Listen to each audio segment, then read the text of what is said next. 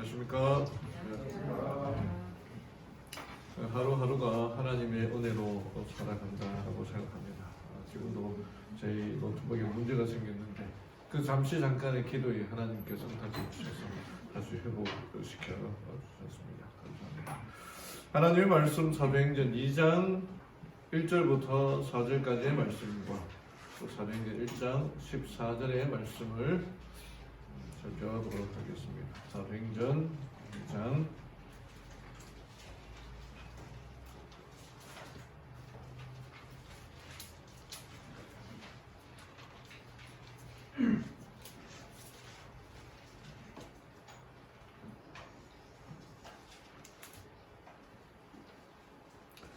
2장 1절부터 4절까지의 말씀, 흥정력, 킹 제임스 버전으로 된 말씀을 읽겠습니다. 성도님들 성경을 펴서 중요한 부분이나 생각되면 줄을 치시오. 천천히 읽어드리겠습니다. 오순절 날이 충만히 임하였을 때에 그들이 다 한 마음이 되어 한 곳에 있더라. 갑자기 하늘로부터 급하고 강한 바람 소리 같은 소리가 나고 그들이 앉아있던 온 집안에 그것이 가득하며 또 불의 혀같이 갈라진 것들이 그들에게 나타나 그들 각 사람 위에 앉더라. 그들이 다 성령님으로 충만하여 성령께서 그들에게 말하게 하시는 대로 다른 언어들로 말하기 시작하더라. 1장 14절입니다. 이들이 다 여자들과 예수님의 어머니 마리아와 그분의 형제들과 함께 한 마음이 되어 기도와 간구를 계속하더라. 오늘부터 사도행전 말씀을 보고 좀 연구하기로 약속을 드렸는데 사도행전의 내용들을 그냥 이렇게 하여튼 하루에 한 주에 한 장씩 하는 그런 마음으로 이렇게 좀 진행하도록 하겠습니다. 그래서 사도행전은 우리들에게 정말 큰 도전이 생깁니다. 사도행전이라는 말, 그게 사도들의 행, 움직일 자, 움직인다는 말입니까? 움직인 이야기들이 기록되어 있는 것입니다. 우리가 사도행전을 읽으면 움직여야 됩니다. 움직이지 않으면, 머리로만 생각하지 않으면 이루어질 수 없는 내용이 사도행전이라는 거죠. 몇 가지 특징들이 있습니다만은 또 이 사도행전의 첫 번째 특징이자 가장 큰 특징이 사도들이 그냥 움직인 것이 아니라 성령의 능력으로, 성령의 도움으로 움직였다는 거죠. 나의 힘, 나의 능력으로 움직인 것이 아니라 성령의 감동, 감화하심으로 사람이 변화되고 움직이고 끝내는 순교까지 하는 그런 일들이 일어나는데 그 힘의 근원이 성령이라는 겁니다. 성령. 그래서 이게 복음의 확산 과정을 자세히 설명하고 또 지리적으로 설명하고 처음에는 예루살렘 성 안에서 그 다음에 유대와 사마리아 땅에서 그 다음에 땅끝까지 세 단계로 이루어지고 매 한 단계 하나님의 말씀이 전파될 때에 순교자가 한 명씩 탁탁 나옵니다. 예루살렘에서 말씀을 잘 전하다가 스테반의 죽음으로, 7장의 스테반의 죽음으로 이 복음이 유대와 사마리아로 퍼집니다. 유대와 사마리아, 이스라엘 지방에서 잘 또 복음이 전파되다가 예수님이 형제이자 제자였던 야고보가 순교함으로 13장부터 이제 온 세상 땅끝까지 복음이 전하게 됩니다. 그래서 사도행전은 초대교회의 중심 인물, 베드로, 스데반, 빌립, 바나바, 바울 등등의 중심 인물들로 기록되어 있고 그 사도들의 중심 인물들의 설교가, 아름다운 설교가 또 기록되어 있고 또 이 모든 일들이 구약에서 예언되었던 그 모든 예언들이 교회를 통하여서 이루어지고 있음을 강조하고 있고 유대인뿐만 아니라 온 이방인, 유대인, 이방인 다 모두가 하나님의 교회에서 한 형제요, 한 자매임을 증명하고 설명하고 있는 것이 이 사도행전의 특징입니다. 그래서 이 사도행전의 구조는 딱 이렇게 간단하게 하면은 이렇게 나눠줄 수 있습니다. 한 사람의 순교로 말미암아 복음 전파 지역이 더 펼쳐지는 거죠. 서문에서 예루살렘에서 유대와 사마리아와 땅끝까지 여러 가지 이 사도행전에 관한 특징들과 그런 내용들이 있는데 처음부터 다 하진 않고 한 주에 조금씩 더 첨가해서 전하는 것으로 그렇게 하도록 하겠습니다. 최근에 우리 어르신들이 돌아가시는 것을 보며 여러 가지 것들을 생각하게 되는데 한 시가 있어서 여러분들에게 소개해 드립니다. 이 시의 제목이 92세 할머니의 인생 조언. 야야, 너 늙으면 제일로 억울한 게 뭔지 아냐? 주름? 아니요. 요즘 목소리가 좀 들립니까? 네. 92세 할머니 목소리가 들려요? 네. 돈? 그거 좋지. 근데 그것도 아니요. 이 할미가 진짜 억울한 건 나는 언제 한번 놀아보나. 그것만 보고 살았는데 여기 단어는 이 성전에서 하기엔 좀 안 됐기 때문에 생략하고 이제 좀 놀아볼라 치니 몸뚱아리 말 안 듣네. 야야, 나는 마지막에 웃는 놈이 좋은 인생인 줄 알았다. 근데 자주 웃는 놈이 좋은 인생이었어.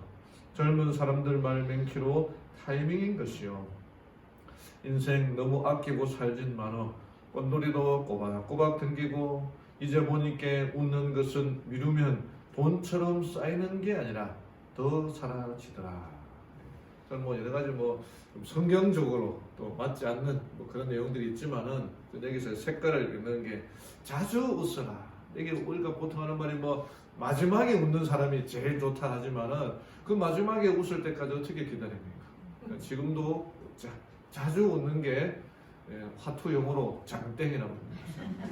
자주 웃으면서 살아가는 우리 성도님들 되시기를 바랍니다. 지금도 웃고 계속 웃고 예배 끝날 때 미뤘다가 못 알았다고 웃는 게 아니라 지금도 웃으면서 우리 인생에서 각 매일매일의 삶에서 웃어야 하는 이유가 하나님께서 감사라고 그러지 않습니까? 감사하고 요즘 자주 듣는 노래가 우리 가족들이 자주 듣는 노래가 우리 교회 카톡에도 올려놨는데 하나님의 은혜라. 이 모든 것이 하나님의 은혜라. 은혜니까 어떻게 됩니까? 웃어야 되고 즐거워해야 되고 기뻐해야 되고 또 코로나가 좀 있지만은 하여튼 꽃이 피면 또 꽃놀이도 다니고 몰래 어떻게 될지 모르겠지만 하나님께서 다 회복시켜 주기를 바라며 또 기도하는 마음으로 웃으면서 살아가는 우리 성도님들 되기를 간절히 바랍니다.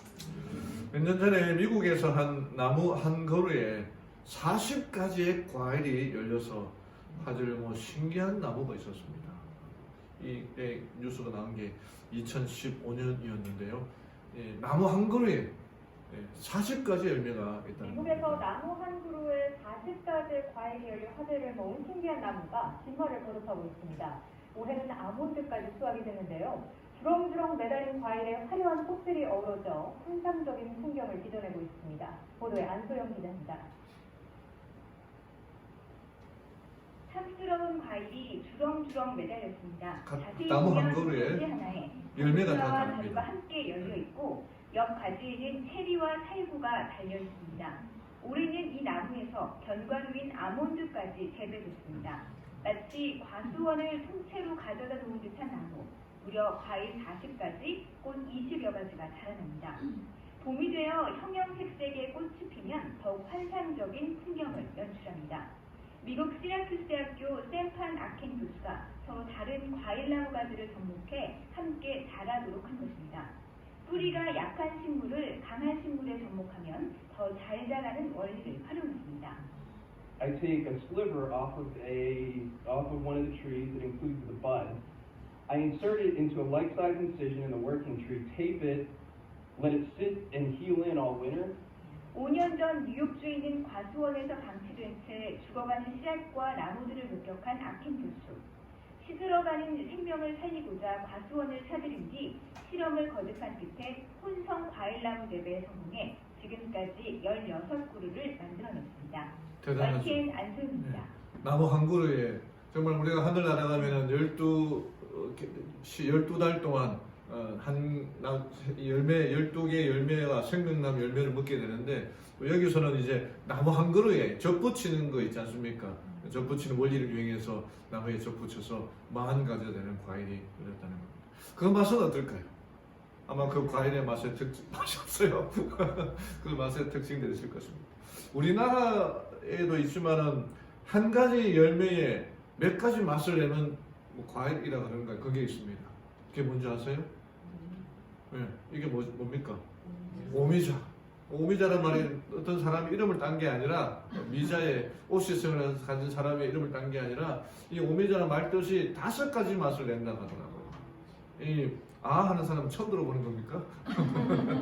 네. 이게 5가지 열매 맛을 내는데 껍질에서는 신맛이 나고 과육에서는 단맛이 나고 씨에서는 맵고 쓴맛이 나고 전체를 아우르면 짠맛이 난다는 거예요. 그래서 오미자 5가지 맛을 낸다는 겁니다.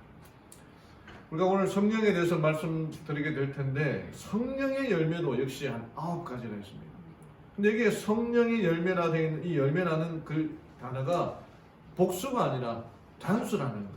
그러니까 성령의 열매는 9가지의 맛을 낼 뿐 아니라 한 가지의 단수 하나에서 9가지 맛을 낸다는 거죠. 우리가 살아가는 삶이라는 게 무엇인가?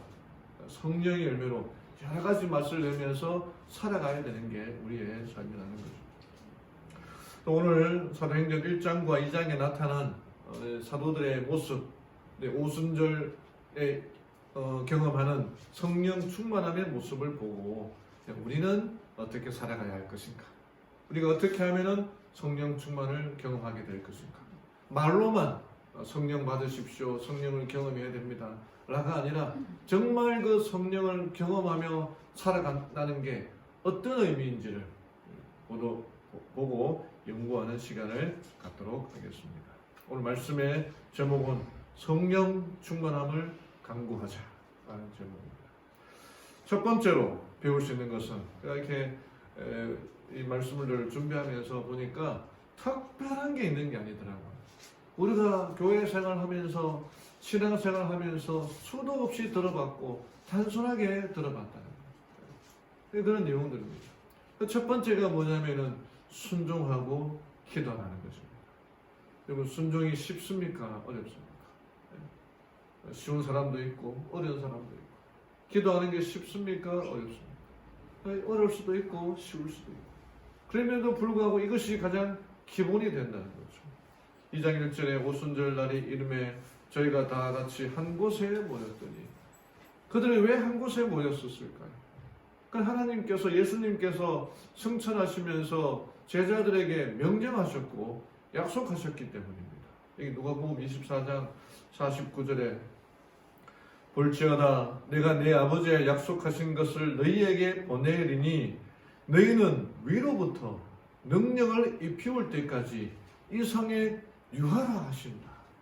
그러니까 다른 데 어디 가지 말고 예수님 승천하셨다고 어디 가지 말고 뭐 이사하지 말고 예루살렘 성에 있으라고 명령하셨습니다. 그리고 약속하시기를 보혜사를 보내주셨다는 거예요. 그러니까 하나님의 말씀이 어떻든지 간에 듣고 순종하고 따라가는 게 필요해요. 어렵다고 해서 안 해버리면 그건 순종이 아니죠. 어렵지만 그래도 하려고 노력하는 것 이게 순종이라는 거죠. 하다 보면은 어느 순간 몸이 익숙해지고 하나님의 말씀을 따라 살아가게 되는 것입니다. 이 사도행전에 이렇게 기록되어 있어요. 그들은 그리스도의 명령에 순종하여 예루살렘에서 아버지의 약속, 즉 성령의 부어주심을 기다렸다. 근데 그들은 그냥 할 일 없이 기다린 것이 아니라 한가롭게 기다리는 것이 아니라 성경의 기록은 그들이 늘 성전에서 하나님을 찬송하였다고 말하고 있다. 그들은 또한 그들의 요구를 예수의 이름으로 하늘 아버지께 아뢰기 위하여 함께 그냥 한가롭게 그냥 뭐 있었던 것이 아니라 정말 기도회를 하면서 하나님의 말씀의 능력이 이루어지게 되면서 그 말씀을 붙들고 기도하고 순종하며 또 기다렸다는 것입니다.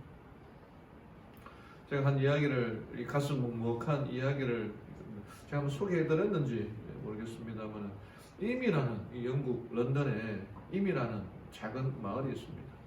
이 마을 전체가 한 76가구 역사학자들이 밝히기를 적으면 한 300명 정도 많으면 한 700명 정도 되는 작은 마을이 있었다고 합니다.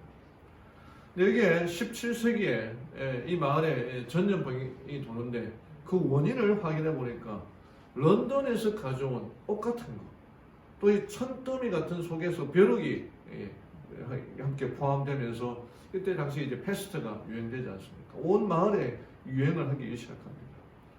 그러면서 1665년 9월부터 12월까지 석 달 동안 42명의 주민들이 죽게 됩니다. 근데 이미 런던에서는 전염병으로 이 완전히 그냥 발칵 뒤집힌 상태고 그냥 수천 명이 죽어났다는 거죠. 이 마을 주민들은 여기서 못 살겠다. 전염병이 도니까 떠나겠다고 막 웅성웅성 하고 있는 그때에 그때 마을의 목사님이셨던 윌리엄 만퍼스라는 목사님이 그 사람들 맞습니다. 떠나면 안 됩니다. 그 사람들이 도록해서도 안 됩니다. 그러면서 여러분 지금 이 마을에 전염병이 도는 것 사실입니다. 누가 전염병에 걸렸는지 모릅니다. 근데 만약에 이 상태로 우리가 살고자 바깥으로 나가고 우리 살 길을 찾아 나가면 우리는 이웃 마을들과 주민들에게 전염병을 퍼뜨려서 함께 죽는 일이 발생할 것입니다. 밖으로 나가서는 안 됩니다. 그렇게 막는 것입니다. 그 마을 사람들이 가만히 있겠습니까? 우리가 그러면 앉아서 죽어야 된다는 말입니까? 목사님이 계속 설득하면서 우리가 이 안에서 치료법을 찾아보고 회복할 수 있는 길을 찾아보고 그 방법을 찾아봅시다. 계속 설득하고 나중에는 사람들이 모여서 그 마을을 폐쇄하고 그것도 격렬하고 밖에서 사람들이 못 들어오고 또 나가지 못하고 그러면서 그렇게 한 1년 반 정도 세월이 흘러갑니다. 여기에 한 여인의 이야기가 나오는데 엘리자베스 행콕이라고 하는 이 여자는 8일 동안 그 기간 동안에 8일 동안 6명의 자녀를 묻습니다. 그때는 자녀들이 많이 태어나잖아요. 근데 그 자녀들 6명을 다 이렇게 8일 동안 하루에 한 명씩 죽었는지 모르고 8일 동안 묻고 끝내는 사랑하는 남편까지 묻습니다. 자기 밭에서 무덤을 파고 묻는데 이웃 마을 사람들 그 주민들이 다 봤다고요. 근데 그 사람들은 전염병에 안 걸린 사람들인데 만약에 도움을 요청했다면 어떻게 바뀔지 모르는 상황인데도 바깥 사람들에게 도움을 구하지 않고 있었다는 것입니다. 1년이 지나는 동안 전염병이 그치게 되고 1년 동안 마을에서 죽은 사람들이 260명이었다라고 하는데 이 역사학자들이 아까 말씀드린 것처럼 인구가 적으면 300명, 많으면 800명 있는데 만약에 300명이었다면 마을 전체가 다 죽었다는 것이고 그때 인구가 800명이었다면 절반 가까이 죽어나간 것입니다. 3분의 1이 죽어나간 것이죠. 사람들을 설득해서 전염병을 퍼뜨리지 않기 위하여 마을을 폐쇄해야 된다고 전했던 목사님은 그분은 살아 계셨지만 목사님의 아내는 27살에 죽게 됩니다. 그러면서 그들이 그 안에서 신앙을 유지해요. 우리가 이 목사님의 말씀에 순종히 지켜야 됩니다. 분명한 목적을 가지고 버틴 것입니다. 만약에 우리가 살기 위하여 나가버리면 다른 사람들까지 전염병을 퍼뜨려서 죽을 수 있으니까 여기서 우리가 이겨내야 됩니다. 그렇게 한 것입니다. 나중에 여기에 이제 박물관이 이제 그 말에 박물관이 들어서고 이 사실을 알게 된 역사가들이 많은 글을 썼는데 그 중에 하나가 누가 그런 치명적인 위험 가운데 자신을 둘 것이라고 생각할 수 있겠는가? 그러나 그들은 자신들의 생명과 사지를 위태롭게 한다는 것을 알았지만 그래도 그들은 그렇게 하기로 동의했다. 참이 살기 위하여 나아가야 되는데 그냥 그 말을 지키기 위하여 죽으며 버텼던 그 마을들의 주민들의 순간 모습이 생각나는 거예요. 그러면서 십자가에서 죄의 전염병을 막기 위하여 끝까지 십자가의 죽음을 온 죄의 심판을 친히 받으시고 몸으로 저항하셨던 예수님의 모습들이 생각나는 것입니다. 또 한 이야기가 있습니다. 아주 오래전에 아테네 한 극장에서 국경일을 기념하는 연극이 공연되고 있었습니다. 근데 한 노인이 조금 늦게 이 공연장에 들어왔는데 이미 그 자리가 초만원이라서 앉을 자리가 없었어요. 그래서 두리번거리면서 어디 앉을 자리가 있나 찾아보는데 그 모습을 본 아테네 사람들이 저 노인에게 양보하라고 수군거리면서 소리치는 것입니다. 근데 아테네 사람들은 양보해 그러면서 한 사람도 일어나지 않는 거예요. 그래서 이 노인은 이 아테네 사람들 있는 곳에서 자석으로부터 외국인이라고 취급받고 있는 스파르타 사람들이 있는 쪽으로 옮겼는데, 그래서 스파르타 사람들이 벌떡 일어나면서 서로 자리를 내주면서 여기에 앉으라고 그렇게 이야기하는 것입니다. 이 광경을 본 모든 사람들이 박수를 쳤는데, 그때 노인이 이렇게 모인 청중들 앞에서 이렇게 기록 말했다고 합니다. 아테네 사람도 선이 무엇인지를 알고 있습니다. 그러나 스파르타 사람들은 그 선을 즉시 행동으로 옮기는 사람들입니다. 그러면 우리가 이 교회에 있으면서 순종하십시오. 그다음에 하나님의 약속을 지키십시오. 따르십시오. 그렇게 하지 않습니까? 그래서 순종에 관한 얘기하면 우리 교회 재직 중에 누구 얘기합니까? 안교장 얘기하는 거 다 까먹으셨어요? 옛날에는 안교장의 순서 부탁하면은 다 순종하는 마음으로 받아들인다. 그렇게 되잖아요. 근데 지금 안교장의 말도 우리 교회는 좀 잘 듣는 것 같은데, 그 교회 장로님이 한 말씀하면 어떻게 해야 됩니까? 순종하는 마음. 그것이 이상하다, 안 됐다, 잘못된 판단이다 그렇게 생각된다 하더라도 하나님께로 온다 생각하고 순종해야 됩니다. 교회 어른들이 얘기할 때 어떻게 해야 됩니까? 순종해야 됩니다. 물론 그것이 하나님의 말씀과 맞지 않으면은 뭐 이렇게 불복종할 수 있지만, 그럼에도 불구하고 기도하는 마음으로 교회에서 직원회를 통해서 결정된 사항들은 우리가 따르고 믿음으로 순종하며 살아가는 우리 성도님들 되기를 간절히 바랍니다. 두 번째로 우리가 배워야 할 것은 회개하고 용서하라. 회개 사도행적에 제자들은 약속이 성취되기를 기다리면서 참된 회개로 그들의 마음을 겸비하게 하고 그들의 불신을 자복하였다. 여기에 예수님의 형제들, 그 여자들이 나와서 기도하는 장면들이 있거든요. 거기에 대해서 잘 설명하고 있지 않지만 아무래도 그 같은 믿음 안에 있지만, 마리아는 예수님을 태어나게 한 사람이고 다른 여인들은 일반 사람들이니까 서로 시기하고 질투하고 그런 것들이 있었지 않았을까? 근데 그들이 한 마음이 되하여 회개하면서 자신의 불신을 용서하고 또 서로 간에 있는 그 미움과 다툼들을 용서한 모습들이 그들의 삶의 모습이었다는 겁니다. 우리에게도 필요한 게 용서라는 거예요. 리키 잭슨 이야기, 이 사람의 이야기가 있습니다. 1975년에 18살 때 여기 식료품 가게를 살해한 혐의로 감옥에 가게 되었는데, 자기는 안 죽였어요. 근데 목격자가 나서 리키 잭슨 저 사람이 총을 쏘아 죽였다는 그 말에 감옥에 들어가서 그냥 평생을 종신형으로 복역하게 되었는데, 나중에 그 현장을 본 사람이 이제 번온이라고 하는 사람이 오랜 세월 동안 양심의 가책으로 1975년에 감옥에 들어갔는데 2014년에 자기가 그때 잘못 증언한 것 때문에 목사님께 내가 그 양심의 가책에 대해서 얘기를 하니까 그 목사님이 이제 재심위원회를 해서 이렇게 석방되었는데, 이 사람이 2014년에 석방되었습니다. 거의 한 40년 가까이 옥살이를 한 거예요. 그 목격자의 잘못된 거짓 증언 때문에. 근데 출소 후 4주 후에 한 교회에서 리키 잭슨이 자기를 거짓 증언한 본원을 만났는데 이렇게 말합니다. 잭슨이 당신이 그렇게 하기에는 많은 용기가 필요했을 것입니다. 감사합니다.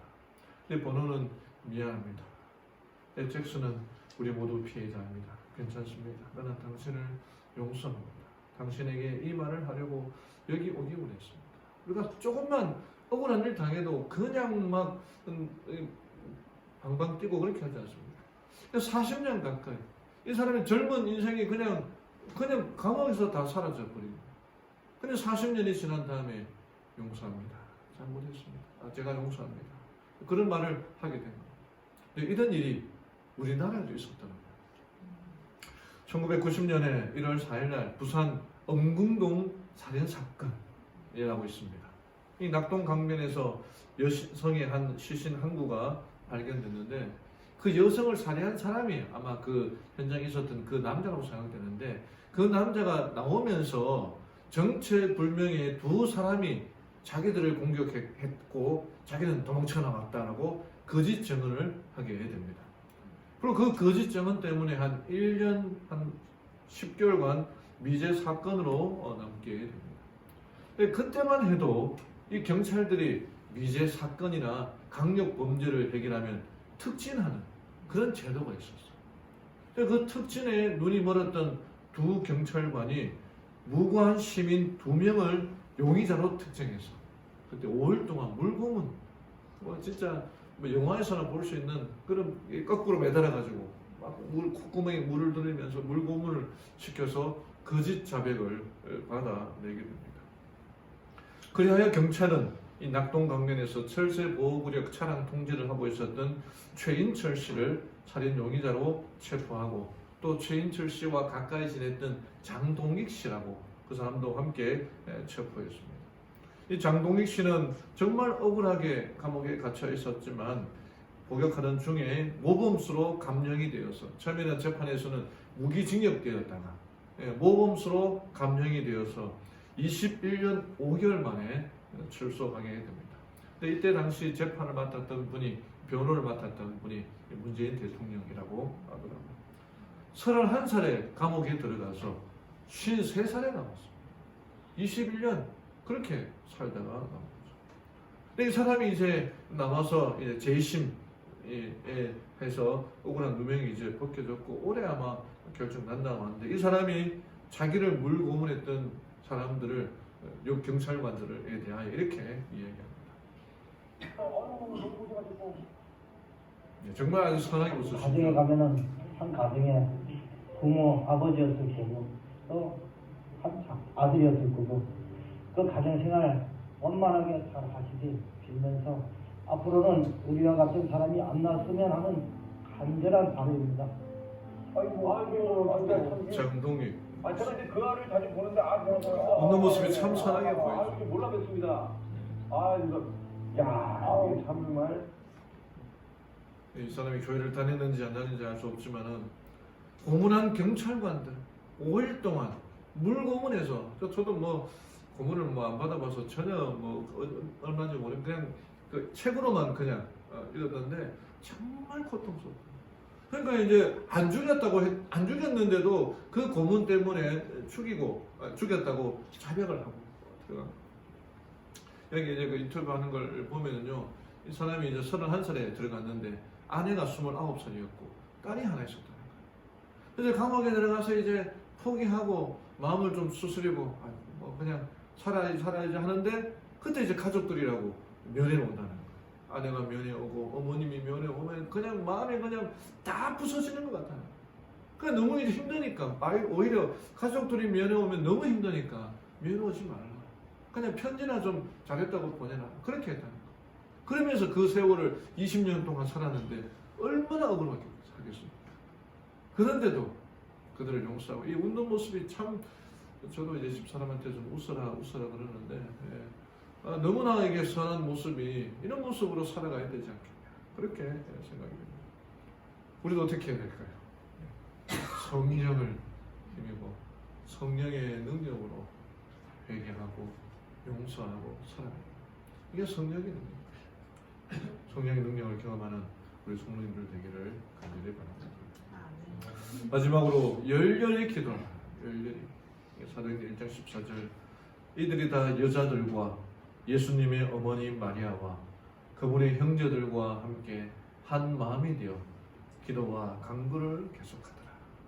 이 성경을 보면요 이렇게 군더더기 같은 게 성경에 잘 기록되지 않습니다. 근데 그때 당시 사람들은 설명하지 않아도 이렇게 되었지만 기도의 능력으로 뭔가 바뀌었구나 하는 걸 알 수 있는 게 이 구절이에요. 성경의 중심 인물들은 되게 다 남자들이에요. 여자들이 나오죠. 여자들과 예수님의 어머니라는 마리아 이름이 나와요. 그분의 형제들이 나옵니다. 다시 말하자면은 이 사람들이 예수님이 공생하는 동안에 사이가 좋았을까요? 안 좋았을까요? 희한한 게 사이가 안 좋았다는 거예요. 예수님이 그러니까 여자들 보통 여자들하고 예수님이 마리아하고 어머니 마리아하고 사이가 안 좋았어. 또 형제들도 서로 사이가 안 좋았어. 예수님 때문에. 자, 같은 형제인데 한 사람은 신이라 그러고 한 사람은 인간이라 그러니까. 근데 그들이 사이가 안 좋았던 대표적인 이 세 부류의 무리들이 어떻게 했다는 겁니까? 함께 한 마음이 되었다는 거예요. 원래 사이가 좋았으면 함께 한 마음이 되었다고 기록하지 않죠. 그냥 뭐 좋았으니까. 그러니까 이 사람들 사이가 안 좋았는데 하나님의 명령을 따라서 기도하라고 해서 기도했고 성에 머물러 해서 머물렀고 그 약속의 말씀을 지켰기 때문에 특별하니까 기록한 거예요. 함께 한 마음이 같은 마음으로 끈기 있게라 그런 의미죠. 기도와 간구를 계속하라. 기도에 몰입하여 열심히 하라. 이렇게 뜻입니다. 정말 간절한 마음으로 기도했답니다. 여기 이 제자들이 어떻게 기도했는가 사도행전이 나타나는데 제자들은 사람들을 만나기에 적합하게 되고 그리고 매일의 교제에서 죄인들을 그리스도께 인도할 수 있는 말을 할 수 있도록 매우 열렬히 기도합니다. 전도자가 되고 하나님 내가 일상에 살면서 예수님을 소개해 줄 수 있는 그런 말을 할 수 있는 사람이 되도록 도와주십시오. 그렇게 기도했다. 그리고 이 기도회를 통해서 그들은 그리스도인 교제를 통하여 친밀해졌고 그들은 하나님께 더 가까이 나아갔으며 이러한 생활을 통하여 그들은 그리스도와 밀접한 교제를 할 수 있다는 것이 얼마나 큰 특권인지를 깨닫게 되었다. 여러분 그리스도인 교제 먹는 것도 중요하고 같이 이렇게 나눈 것도 중요하고 근데 그 더 중요한 게 기도회를 통해서 하나님과 더 친밀한 관계를 가지는 게 중요하다는 거죠. 이런 기도회를 통해서 사이가 안 좋았던 사람들이 사이가 좋아지기 시작했어요. 게다가 사람들과 사이가 친밀함의 관계가 유지되니까 하나님과의 관계도 좋아지게 된다. 사도행전에는 그 기도의 결과로 여러 가지 특징들이 나타났는데 사람들 사이에 친밀감을 가지게 됩니다. 하나님 나와 함께 하시는구나. 그 사실을 깨닫게 된다는 것입니다. 워룸이라고 하는 한 영화가 있습니다.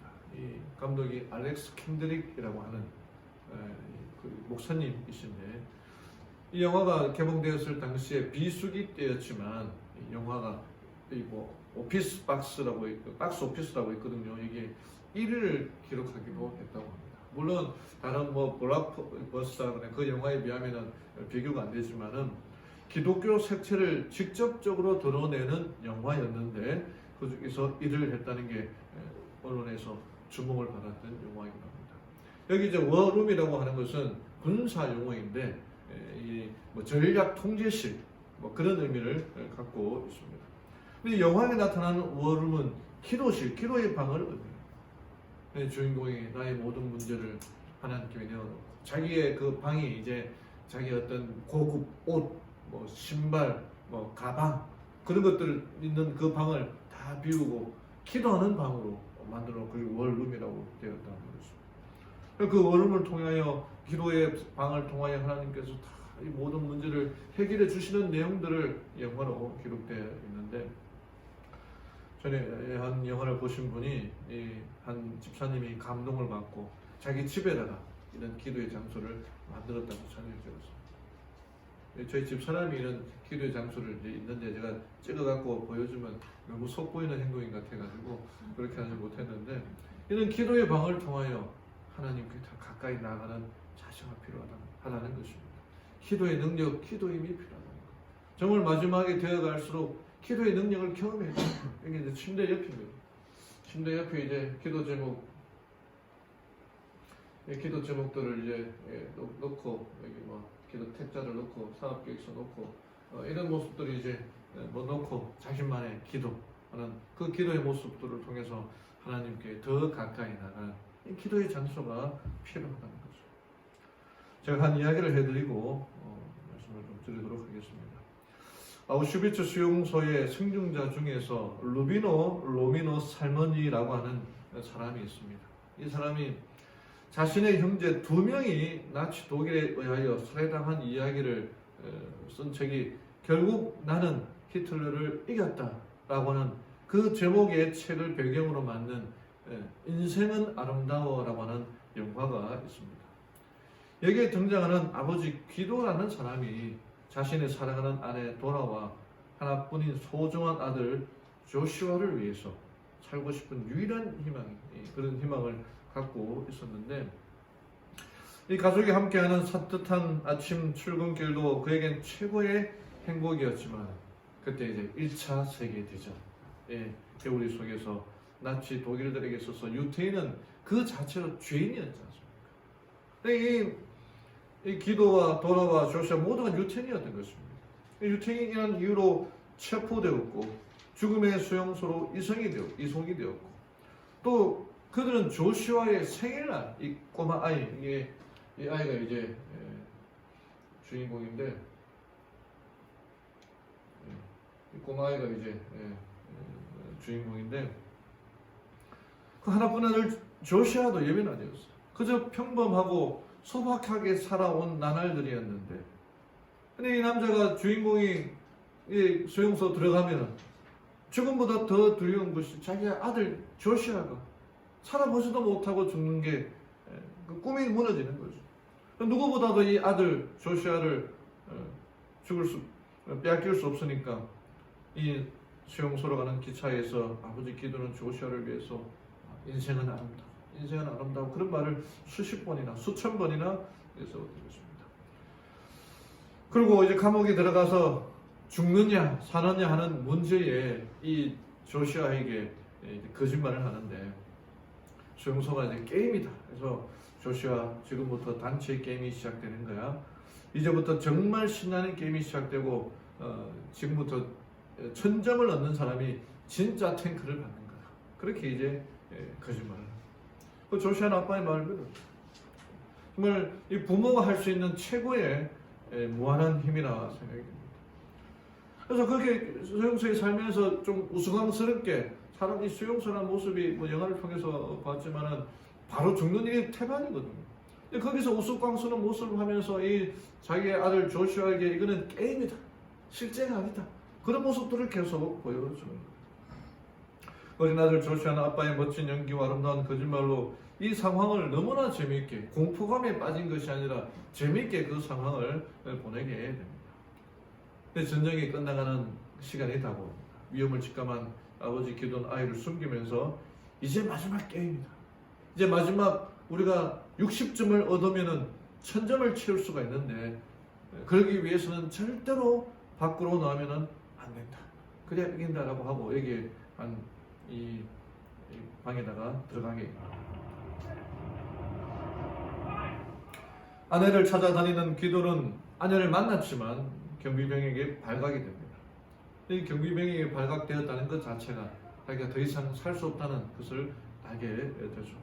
기도는 자신이 죽는다는 것을 알게 되었고, 그 상황에서도 자기가 끌려가는 그 모습이 자기 아들 조슈아가 보고 있었기 때문에 이 장면이 게임이고, 이 게임을 이기면은 우리가 이기게 된다는 것을 눈으로 보여주면서 끌려가는 모습도 우스꽝스럽게 그렇게 보였습니다.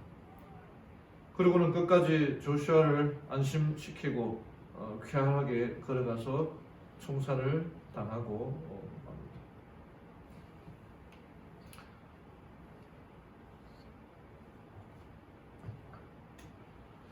돌기리군이 철수하고 세상이 조용해진 것을 알게 된 조슈아는 밖으로 나오고, 또 그리고 그의 뒤로 아빠가 말한 진짜 탱크를 탄 연합군이 나타납니다. 정말 아빠의 말이 사실이었구나.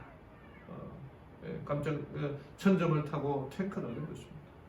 연합군 병사는 아빠처럼 조슈아를 안아서 탱크에 태우고, 그리고 가는 길에 그의 엄마 도라를 만나게 되죠.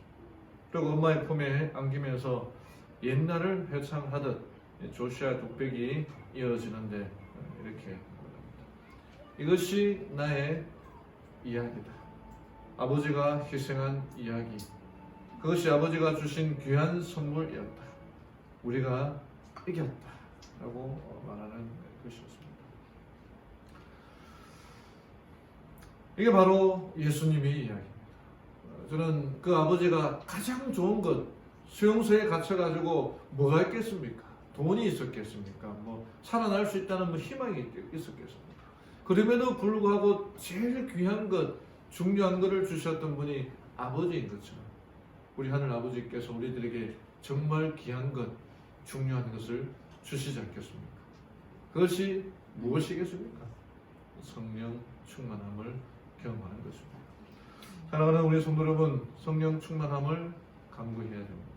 성령은 하나님께서 우리에게 주시기를 원하는 정말 가장 귀한 하나님이 원하시는 선물입니다. 근데 이 선물은 받을 사람이 준비되어 있지 않으면 그냥 쓰레기에 불과합니다. 선물이 주어졌는데 그걸 뜯어보지도 않고 찾아보지도 않으면 어떻게 됩니까? 그냥 쓰레기통에 들어가는 것입니다. 하나님은 준비되어 있습니다. 이제 누가 준비해야 됩니까? 우리가 준비해야 되는 것입니다. 성령을 받기 위하여 순종하고 기도하고, 성령을 받기 위하여 회개하고 용서하고, 성령을 받기 위해 열렬히 기도함으로 하나님께서 준비하셨고 약속하신 그 성령을 받아 누리는 우리 성도님들 되기를 바라며 오늘 말씀을 마치겠습니다. 아멘.